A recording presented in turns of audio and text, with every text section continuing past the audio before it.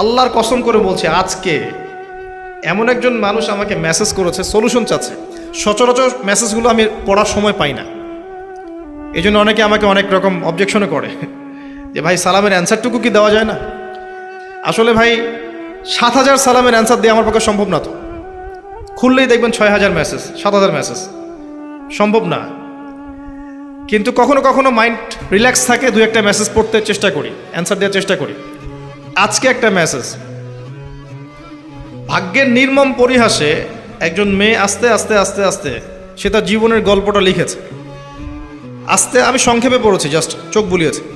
আস্তে আস্তে আস্তে এমন একটা জায়গায় চলে গেছে যেখানে তাকে 2-3টা বছর অন্যায় পথে কাজ করতে হয়েছে। আমি কি বোঝাতে পেরেছি?